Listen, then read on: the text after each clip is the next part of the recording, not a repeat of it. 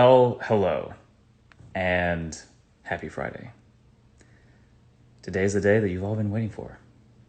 The one and only Tracy Cook is going to be joining us for a chat about training, life, life around training, and training around life.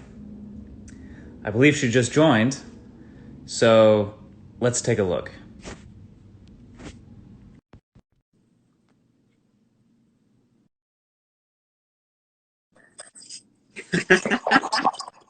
Tracy Cook, Hello. what's happening? How are you? I'm so good. How about yourself? Good. What have you been up to today? Training and working. Typical day. Me too. Any big plans for this weekend? Memorial Day stuff? I am doing the USAPL coaching certification tomorrow. That's right. Yes. So that's online tomorrow, and then training, working. Visiting my sister probably. What about you? Oh, just working and working out. Yeah. Same old, same old. So let's see. This is USAPL Club Coach Workshop. Is that right? Yep. Very good. Yeah. And you told me it's Josh Rohr and And Polly Steinman. super. Hey, who's that? Who's that in the kitchen? Amy. my roommate. Amy, what's happening? What's up? Do you see her face? How pretty she is today? Yeah. She's gorgeous every day. Also true. Amy, are you a ref? I am. She is. And I'm a club coach. She's a club coach also. That's what I was going to ask. Mm-hmm. And she just PR'd her bench. Hey, congratulations. It's because I had a national team member lift off for me. That's the right answer.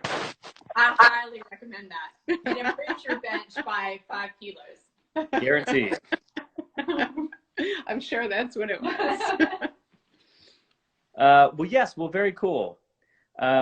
It's a great experience, and let's see. I guess I got mine in Asheville, if I'm not mistaken. Yep. At a really cool gym out there. Yeah. Well, and I'm planning on, whenever competitions start back, becoming a ref. So I figured it's a good step towards that. Yes. Yes. Yes. Yes. So all you lifters out there, take notes. Depth means depth. Don't play around. Always. Yes. We do not play around with depth. Yep. Well, cool. Well, that's exciting. So let's see. With USAPL, I'm trying to remember off the top of my head how many USAPL competitions you have competed at. Is that sad that I'm kind of forgetting now too? I think it's 12 or 13 was the last one. I think it may have been like number 13 nationals was in October. So 13 in 5 years. Mateo says Tracy is a really hard ref. So your reputation He precedes. does know that. Hi, Mateo. My training partner. That's right. Tina. Yes. Shout out to the club. Yes.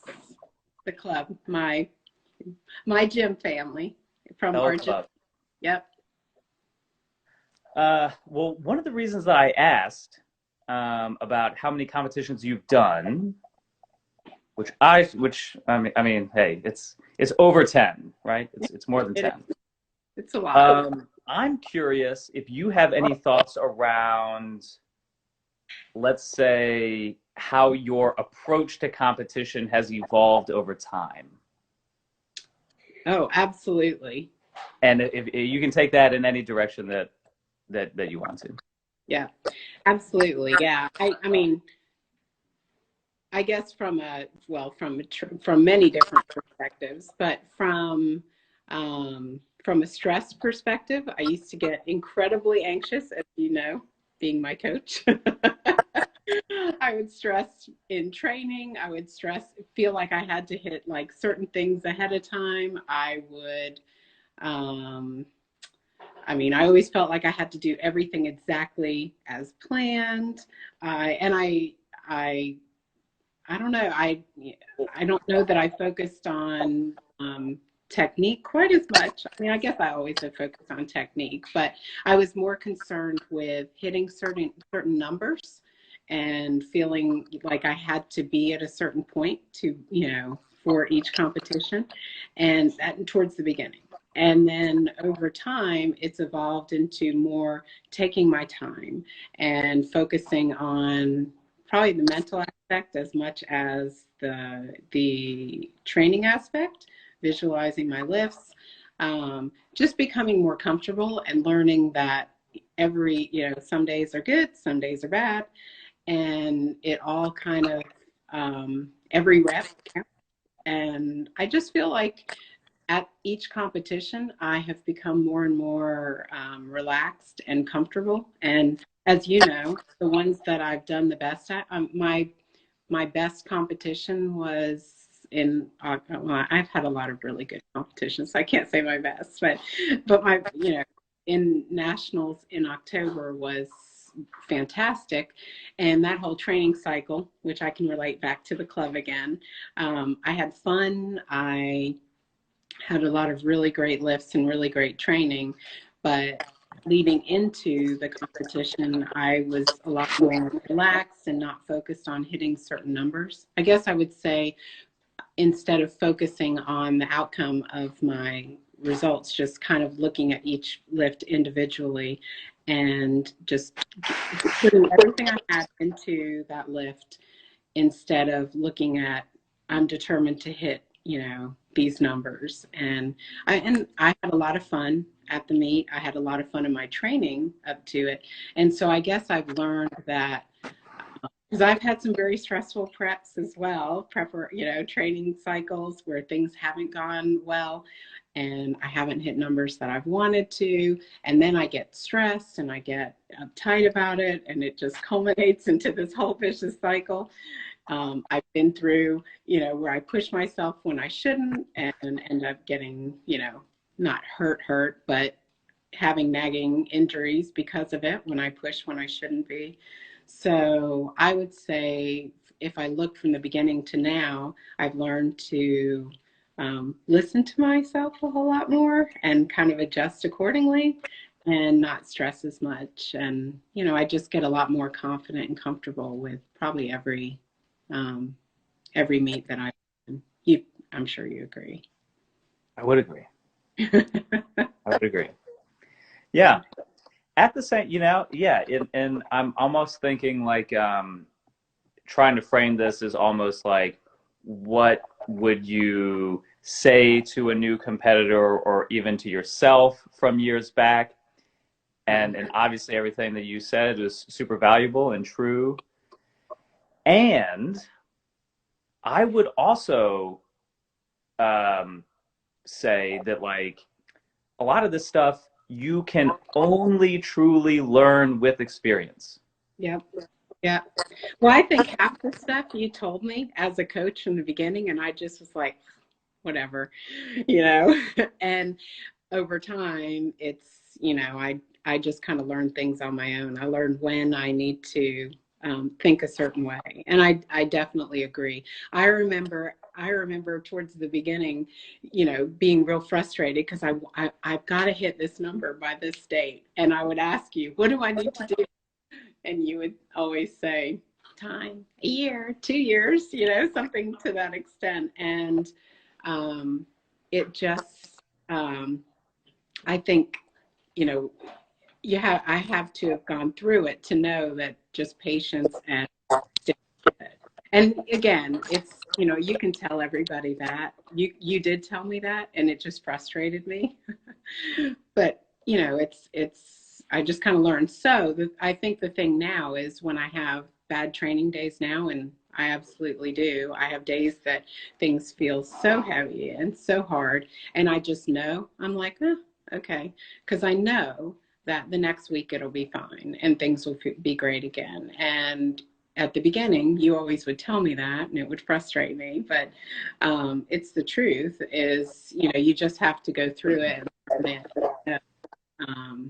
you know, you just. I think you just. It's not that I become complacent or just relaxed to it. I just know that it's a cycle, and there's ups and downs, and you kind of take it all, and it comes. Yeah, nobody is accusing Tracy Cook of being complacent. Yeah. For sure. But yeah, I think, and this is true across so many fields, definitely in powerlifting, across fitness, and in many other fields where it's like, you get to a point very soon, quicker than what most people realize, where more knowledge is not going to help. More pontificating and politicking about it is not going to, help the situation. When it comes to competition stuff and training stuff and what have you, it's like you can almost, it's far more valuable to look back on an experience and extrapolate the lessons for going forward than it is trying to write, a dissertation about what your program should be like in the future. Yeah, and that was another thing I was going to say is, as well, I have gone through, I've done so much research, every course under the sun, every workshop under the sun to try to come up with, I want to make sure I'm doing the perfect program.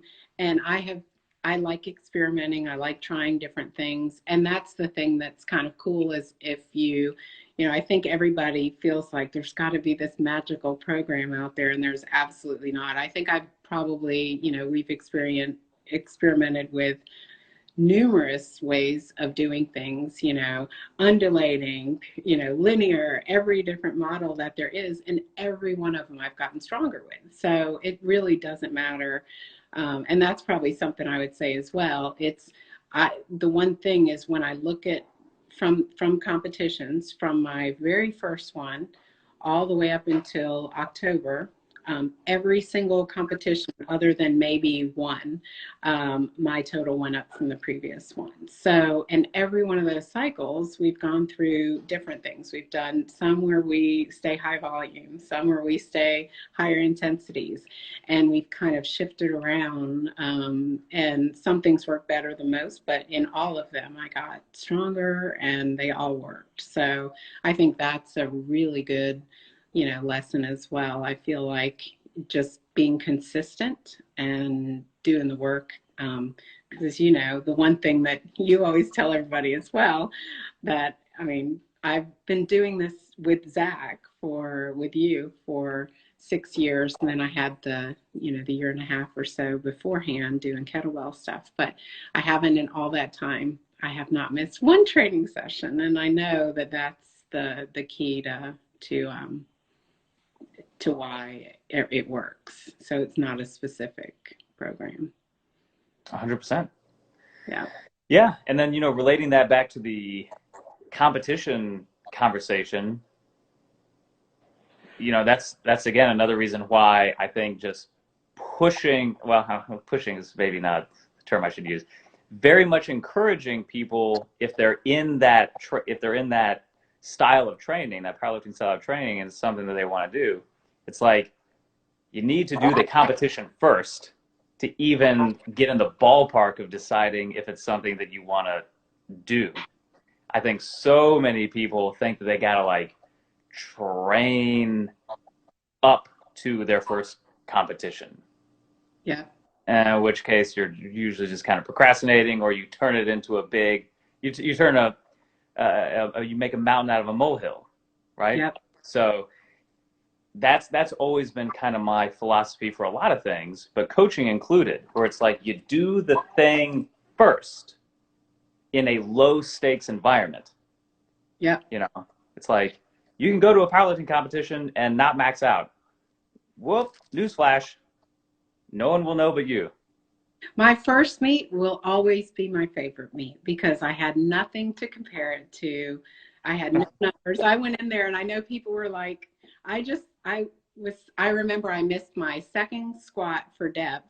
We thought it was good, but I didn't even care. I was like just so excited to be able to do it. And I think I missed my third bench. But I had so much fun. And that was the starting point. So that's what I tell everybody as well for their first, meet. Don't try to cut weight. Don't try to, hit any certain numbers. I mean, we had goals, but really I was pretty much happy with anything that I would have done then. And that was a good, setting a good baseline. And of course, after that, then, it matters. Right. Yeah. Once you've broken the ice, then you can like really, you know, get your strategy going from there. But yeah, that's a big thing. Is just break the ice, do one for fun, jump in, and then see if you even want to do another one. Much less like dedicate 6 hard months of training. So yeah, if that helps anybody out there, just do your first one for fun. I For agree. goodness sakes.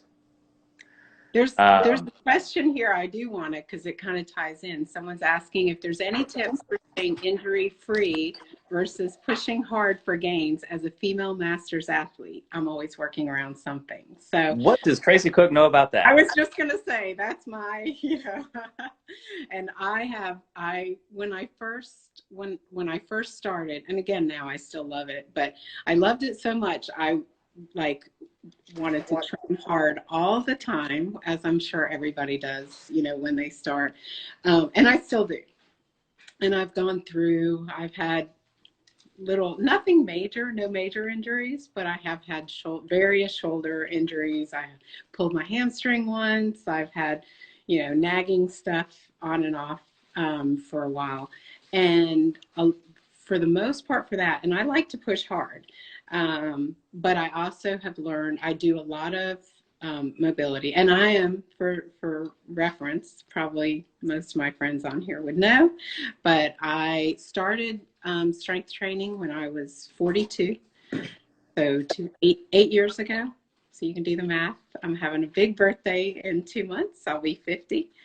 And my main goal is, obviously to get strong, but I want to do it healthy because I have learned that, from a shoulder injury stays a really long time. So once it starts hurting, I know, in the beginning, I would just push through it thinking, okay, my shoulder hurts. That's okay. As long as I can still do it, just keep doing it. And after having to rehab that a few times, I think my shoulders probably are the thing that have nagged me the most in the past. And once that would start, then I'd have to scale back. I never had to stop training through any of the injuries, but once I went through them and continued to do workarounds, I really got very focused on mobility. So people give me a hard time because I spend a lot of time, but I probably spend a good 20 to 30 minutes doing mobility or different things to, right now I'm working on some stability stuff, but I can, even in 15 minutes, I have like this core set of things that I'll do with arm circles and some just different things that I have kind of come up with, Zach and I have come up with for warm up. But the main thing I would say is that if I do anything like incline presses, really, they just bother me. I can't do them. I want to be able to do them. Every time I do them, I end up getting hurt. So I just don't do them. If I feel anything, if I'm training one day and I start to feel something that, that feels off, I'll scale back a little bit that day or do something different. And then it's usually fine the next time. And I push hard in my training, but we adjust it based on, I do it very much by how I feel. If a weight's if I have a weight on my program and that day it starts feeling too grindy, I'm pushing through stuff, I just try not to grind through a lot of lifts. I do some because obviously I need to practice that, but I try to keep that to a minimum. So the main thing, I would say probably the main advice for that for myself is that from the beginning of when I started lifting compared to now, I just recognize that, there may be a day that if something just starts feeling off, I adjust. I don't stop. I always I always do my training or do something. I just may do something different, or I may bring down the weight a little bit for that day. And almost always the next time it's beneficial. So I would say that working around is good, but just trying to also incorporating mobility, finding the things that work for you. And on off days, I'll do some mobility stuff, especially shoulder stuff. I'll do some really light shoulder work and just to kind of keep moving. Zach's the mobility expert. So what would you suggest? First of all, I'm not an expert on anything. Second of all, something that kind of just popped into my mind as you were speaking there, specifically about the incline press. From a coaching perspective, I have no qualms about completely dropping any exercise. And that goes for anybody who I'm training for any goal. Same. I'm not beholden to any exercise or any particular tool. And the obvious example is like the kettlebell swing. I'm like the kettlebell guy, right? But I have no qualms about completely dropping a kettlebell swing because, is it the optimal exercise for a lot of things? Yes, absolutely. But it's not the optimal. No single exercise is going to be the optimal thing for every single person. Now, I kind of also institute something like a 3-strike rule. So, if somebody does an exercise and it doesn't feel good, or, worst case scenario, elicits pain, or even an injury, well, let's save that for a different conversation. But if it just doesn't work quite right, creates some sort of pain response, it's like that's strike one. If you offer a cue or a modification, further points, and it's not improving, that's like a big strike two. And it's usually when we pivot, to something else. But if we clear a lot of stuff around the lift and around the issue, and it still doesn't work, then that's like strike 3, and like that lift is out. You know what I mean? And so that is something that for me as a coach and for someone who writes and programs so many workouts, that is very liberating. And it's freeing in a sense, because I think a lot of people try to fit square pegs in round holes, and they try to, politic around trying to make certain things work, whether that's a particular tool like a barbell or a kettlebell or what have you, or a particular lift or a particular style of lifting, what have you. If you're not too beholden to the tool and the stuff at the periphery, the shallow stuff, you can really get more creative by going deeper into the principles. And that's why I think from a macro perspective, again, why you've enjoyed continued success, because we haven't beating our heads up against a brick wall too much trying to make stuff happen. Right.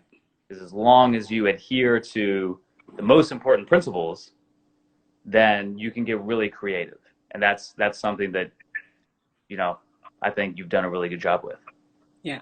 And the other thing I think that we do that's important just from a powerlifting standpoint, because, going through cycles, right, leading up into a competition, things are very heavy.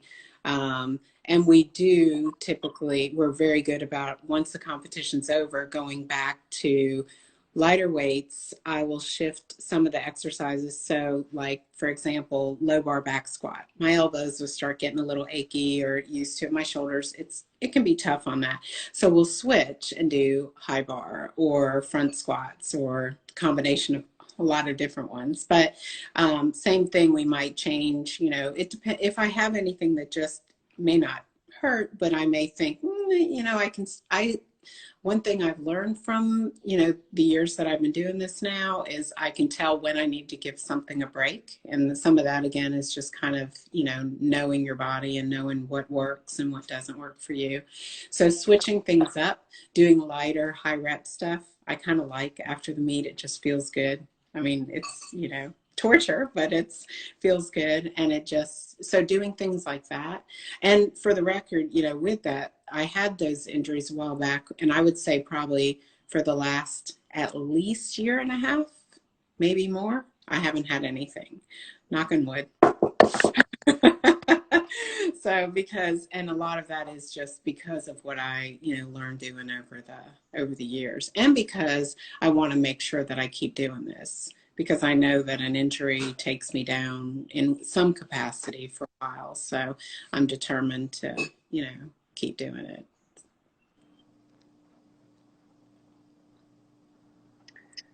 Yeah.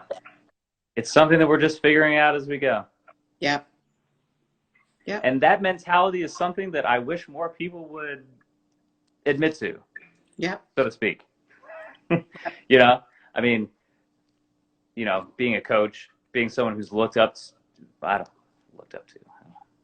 somebody who is looked at through Instagram, through a phone, as potentially an authority figure or what have you. The first thing that I try to lead with is like, listen, like there's no secret. If you think there's a secret, you're probably being sold a bill of goods. You're probably being sold like, an empty box. The principles, for the most part, we all know. I'm still refining a lot of these underlying principles, as you know, to, more minute and nuanced points, but the fundamentals are the fundamentals. And it's really just a matter of being okay with playing with those and creatively working those into how you approach each and individual student and every lift and every program. Yeah. What else is on your mind? Do you want to look at some of the questions we got or no? Please do. Okay. I got some ridiculous questions that I'm not going to field, but I'm sure you got some better ones. So we have a question, and this will be kind of both of us probably jointly. I can do it from, athlete's perspective, and you can do it from coaching perspective, but tips on online training of advanced athletes. And not that I consider myself advanced, but Zach and I, for anybody, on here who doesn't know, so Zach and I trained in person for a year and a half and then started training online. And really, I remember when we were training in person, and I knew I was going to be moving first to DC. We were in Charlotte, which I'm back in Charlotte now, but we were in Charlotte training, and then I moved to DC and then back to Charlotte for a couple months, and then to overseas to Argentina. So at this point, we've trained online for 4.5 years, which was kind of crazy, but longer than we trained in person. And we both knew, Zach wasn't really training online at that point, and I had never, online coaching just wasn't really much of a thing then, or not like it is now.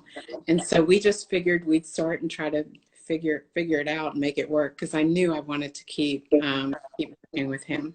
So from my perspective, I feel like the transition went very smooth, and we trained in person, so we had the benefit of that. Zach already knew, you already knew my, like, how I lifted. You kind of knew my form. You had coached me in person, so obviously that had a tremendous carryover. But I think the way that, over the last couple of years, the way that we do this is, Zach writes my program, and I put all my training, I log everything. So I use my program, we use Google Docs, and I log every day. I log everything on there. So some for my benefit, because I like having a training log of everything. So I probably put way more information than Zach could ever want.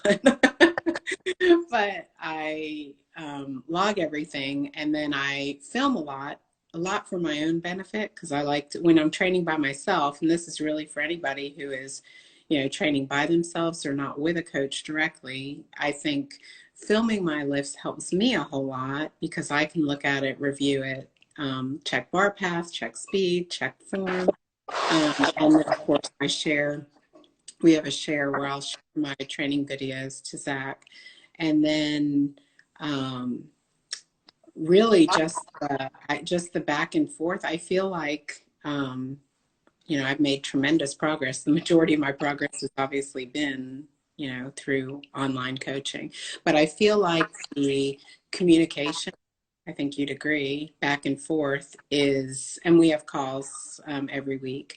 So I feel like communication, the open communication when days are bad, when days are good, when I have questions, that's probably the most important aspect of it. So what's as a coach, Well, yeah, that's exactly it.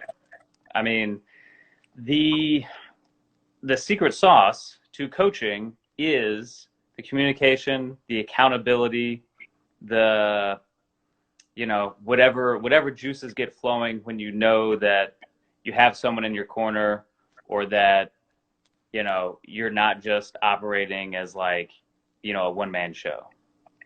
Because, I mean, otherwise you could go on the internet and read any program off Google, and it may or may not be any better than anything that an expert coach would write for you. But the difference is whatever's going on in your mind that switches when you know that you're doing something that's recommended by a trusted professional who's in your corner, and, not to go down like too far deep down like this, weird rabbit hole of like where we're at right now with social distancing and how we're living in a plugged in society right now. But one of the things that this pandemic is showing us is that our brains work differently in teams than they do just by working solo. You know what I mean? So no matter what you're up to, having someone on your team, I mean, even if it's just like, a friend, a gym buddy, I mean, we all know that, or at least probably most of us have experienced going into the gym and working a little bit harder because there's somebody next to you. Maybe that's just me. But I always know that if I'm just in some sort of situation where I know there's other eyeballs on me, I'm going to be a little bit tighter. Maybe I'll pump out an extra few reps. Maybe I'll even do an extra couple set of bicep curls. Not that it does me any good, but I'm doing my best out here. But the fact of the matter remains is that we operate differently when there's some sort of social accountability going on. And that's one of the mojo pieces of coaching that can't necessarily be replaced even with like artificial intelligence, if you will. Hi, Mary. Mary, what's happening? So I think that's a big part of it. Well, and I think for the specific question for, more advanced or intermediate, because, I've been doing this for a while, I think one of the things for our dynamic is that, I have a lot of input and we kind of build my program together. So I think that you know, for someone who's just beginning, they don't really know, you know, they really need, I know when I first started that I needed, hey, Matthew, I knew one of my friends from Argentina, one of the Marines. Oh, nice. Yes. So I know that, you know, when I started, I really had no idea, you know, what I had never benched or squatted when I started training with you. So I really had no idea from a programming standpoint. I knew nothing. But over the years, as I've, you know, been to a lot of certifications and my own, you know, trial and error and practicing, that I think as you become, you know, more advanced, that having input and also being able to make determinations, you know, during my own training. Sometimes I bump up the weight. Sometimes I bump down the weight. You know, I just do a lot of adjusting as needed. And I feel like when you get to that point, that doing that, you know, building that together, at least for myself, that's been something that's been a tremendous benefit for me. So I like to have a lot of input, as Zach knows. So, but I feel like, and some people may not. Some people may, you know, just want, give me a program and, you know, let me do it, even, you know, at more advanced lifters. So, hi, Rick. Thank you. Yeah, 100%. 100%. Yeah. It's all about buy-in. You know, maybe if somebody is looking for maybe more of like the tactical stuff, I would just relate it back to the conversation that we were having before, where it's like being creative within the box of a certain set of principles. You know what I mean? It's not like there's a program for advanced athletes. Right. You know, if Correct. anything, you know, really, things are very cyclical. So Yep. sometimes the more advanced the athlete, maybe the more simpler the program. Yep. And again, from a coaching perspective, I it agree. goes back to being okay with dropping any attachment. Yep. You know, I'm not attached to a certain methodology or style, like I said, or tool.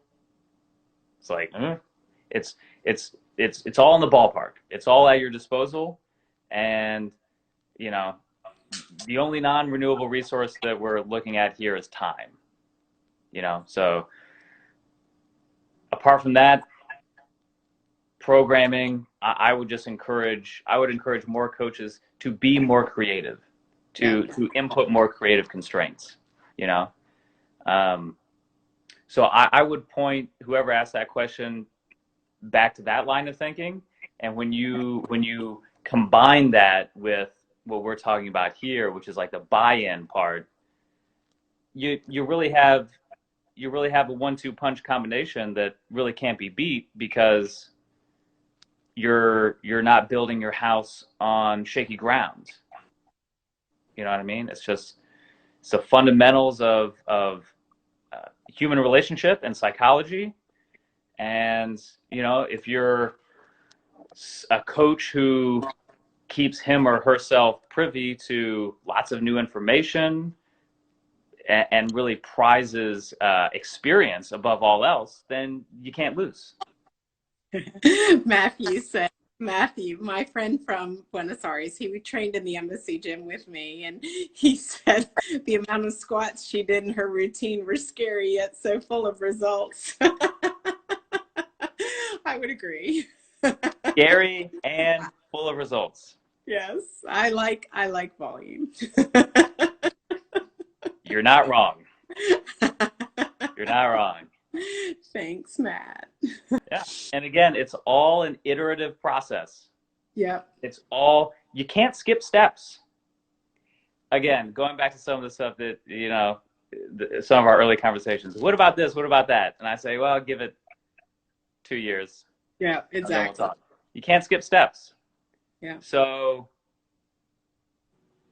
and that even goes all the way back to what we were talking about just doing your first powerlifting competition.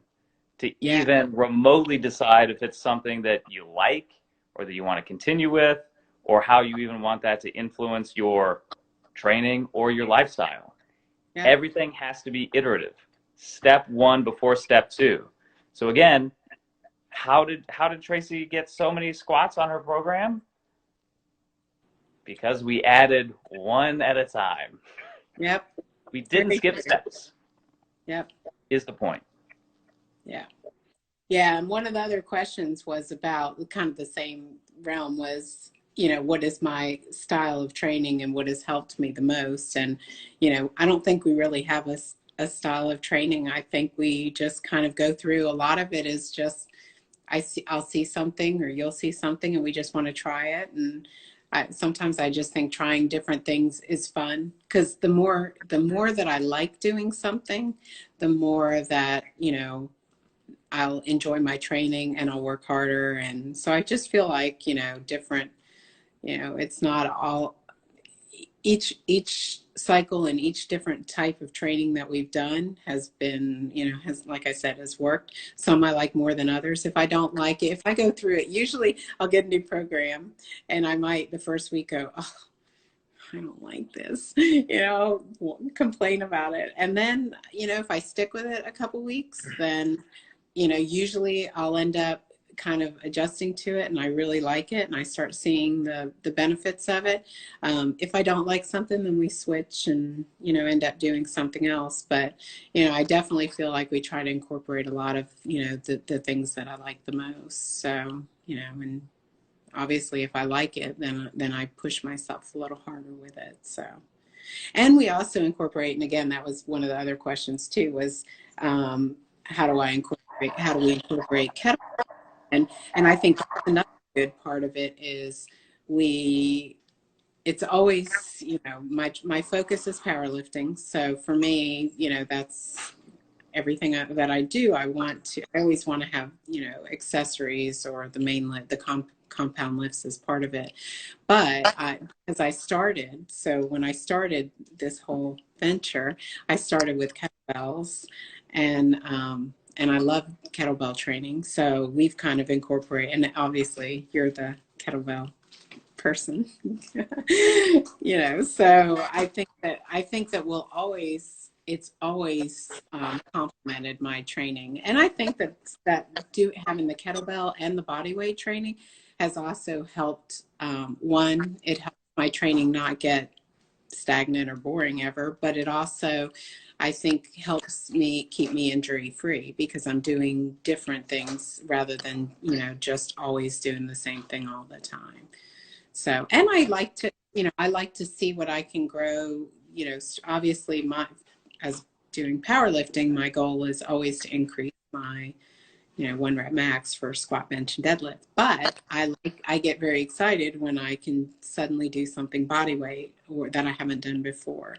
And or when I got my first pull up, it was just as great as as any PR that I've gotten on any, on deadlift, squat, bench.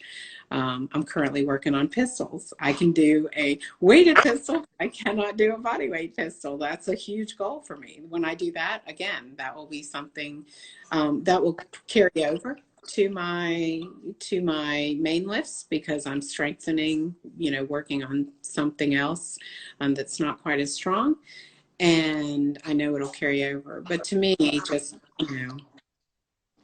I guess that's another good thing is my training is usually focused around. I'll have some kind of secondary goal almost always, in conjunction with, building the main lifts, and I get excited when I hit them. So Yeah. yeah.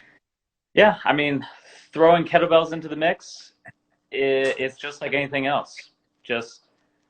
It's all about how you look at it, how you frame it, and how you creatively work it in. So like for me, I almost try to make sure that a student gets for lack of a better term, like a good feel for an exercise that elicits a certain state. You know what I mean? So it's like, if you think about like cardio, okay, doing a 100-meter sprint or we'll say like metabolic conditioning, right? Like maybe high intensity cardio. Doing a 100-meter sprint is one type of cardiovascular, well, it elicits a certain cardiovascular effect, obviously, but it affects the student in a unique way.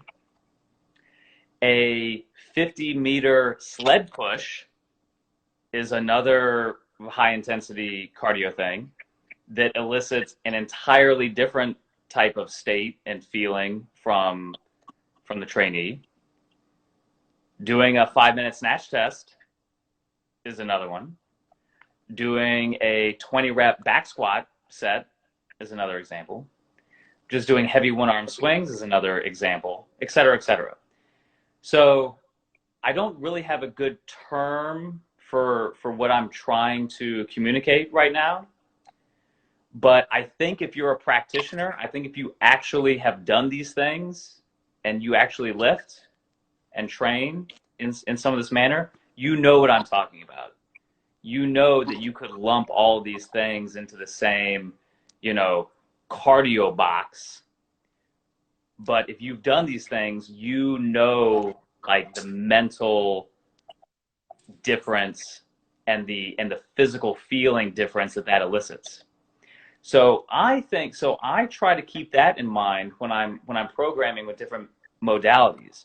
So for example, you could even say the same thing, like let's just take maybe the press for an example. What do we have? We have push-up, we have elevated push-up, we have handstands, we have barbell military press, we have bench press, we have bottoms-up press, we have regular one-arm kettlebell military press, we have one-arm push-up, we have Z press, seated press, Kneeling press, get up presses, all sorts of different angles, bent press. So you might have this one box that is press, so to speak. But if you are a practitioner of the craft, if you're someone who is actually experimenting with a lot of different stuff in your training, you know that there's a difference between a one-arm bottoms-up press with 24 kilograms versus a one-arm floor press with a dumbbell with 55 pounds, or even a standing dumbbell or kettlebell press with the same amount of weight. Like on paper, if you're just looking at numbers, sets times reps times weight, plug in the muscle group, well, that's not looking at the deeper states that you're eliciting with your programming. So I'm getting off on a little bit of a wacky tangent here, but what I try to do when I write workouts is I try to put myself into the state that I'm trying to elicit in my student. And sometimes that leads me into some new, interesting, great, fun directions. Sometimes it lands great with whoever I'm writing a program for. Sometimes it doesn't. But again, going back to having the humility to drop any and all of it is still of paramount importance. So to cycle this all back with how you program like kettlebell training in and around like a powerlifting program, I don't necessarily look at it as like a one-to-one relationship where it's like, okay, a goblet squat is a back squat accessory. I don't necessarily, I mean, it's definitely a step closer, but I'm trying to think about it in somewhat of a deeper level than that, because yes, movement patterns stack up with each other in very logical ways, but you also have to give each and every lift its own credit and its own due. Because a goblet squat is a squat, yes, but it's not a back squat, you know? And so it's like, you know, when you also go back to the fact that you can't train all day, most of us can't, and you only have a little bit of opportunity to really make a big difference, that's where you have to be like really, you really have to consider the experience of the person who's doing the training, who's doing the program. So that's a little bit of a wacky tangent, but it also goes back to what the trainee likes to do and how certain things affect that particular trainee. So it's not appropriate to just say you should do bottoms up kettlebell presses like across the board, despite what you see from Tracy Cook's Instagram stories. Although that's probably a rare exception. I probably would almost recommend bottoms up presses almost across the board. But yeah, I wouldn't take things like too literal. Like, oh, you can only do swings on hinge day. You can only do goblet squats on squat day. Stuff like that. I would really encourage people to be more, much more creative with, how you program and implement different tools into the session itself.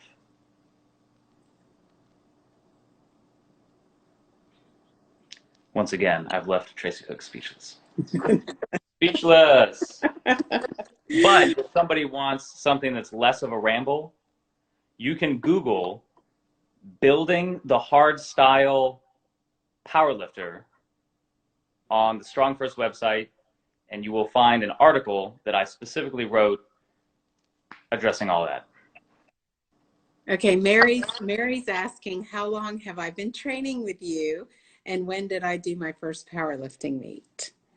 So I've been training with Zach actually 6 years, and on Memorial Day, it was our first in-person training session together. So that will be 6 years ago. So we started training together 6 years ago, and up until that point, I had really only done, I did a lot of kettlebell stuff that I had started working with a trainer when I was in DC. And so for a year and a half, I did that and some deadlifts, but I had not done any back squats or bench. And so Zach taught me that, in like probably a month after I started training with Zach, he had just done his first powerlifting meet like a couple months before I started training with him. And he asked me, I remember, and I tell everybody this because it's so funny, because I had just learned the back squat and bench, and I love deadlift. I knew that already. And Zach was like, so have you ever considered doing a powerlifting meet? And I was like, I don't even know what that is, so no. And so I go back, and he was like, well, I think you'd like it. I think you'd enjoy it. So I went back and I looked it up, and I saw people in their singlets. So I was like, yeah, no, that's okay. No, thanks. And my husband was like, I really think that it would be something. You love strength training. You love barbell training. I think you should consider it. So I thought, well, what do I have to lose? And so I told Zach that, I thought, let's do it. So we planned on doing my first meet. It was in March of 2015. And we really didn't set any kind of goals. Zach emphasized over and over and over again, you're just going to have fun. You're just going to have fun. And so we did the training for it, but it wasn't anything specific. And so my first meet was, I think it was like March 21st. I still remember that. And so 5 years ago. So my first meet was 5 years ago. And it was, like I said, it was the day that I realized that, this was how I wanted to train. And I love kettlebell training, and I always will. But the way I felt that day, my first meet, which is why my goal is to try to like help anytime that there is someone, a woman who wants to learn to train with the barbell and even shows even a glimmer of interest in possibly ever competing, it's like, I'll help you in any way I can, because the way that I felt that day is what, has kept me wanting to train and get better. I think it's just knowing that you can do something that you never thought that you'd be able to do. Because the day that I posted, I think I hadn't said anything to any of my friends or family. And I posted something the night before, and it was just like, you're doing what? And they were just thought it was the coolest thing in the world. And I love it. And I think because it's always been from the beginning, it's always been about trying to get better than what I've done before. And that's what makes training fun too, is I'm always trying to push myself to do something that I haven't done before. And I also remember from that first meet looking up at the board, and I will always remember this because the women that were on that board are some of my very close friends now, but the masters lifters were crazy strong. And I remember even Zach telling me, wow, those are some strong masters lifters, because they were like insanely strong. And I was like, okay, I think so. I was 44 at when I competed at my first meet, getting ready to turn 45. And it just showed me that, okay, so I'm kind of getting a late start, but I mean, look at what they're doing. And it's, and I've continued to progress. So it hasn't held me back at all. So I think that right there has been, anyway, it's cool. I remember it. I remember it well. Battle on the Border, 2015. Yep. So always my favorite. And granted too, and the other thing from it wasn't just the obviously trying to, progress and seeing and hitting PRs and seeing myself get stronger over the years has been one thing.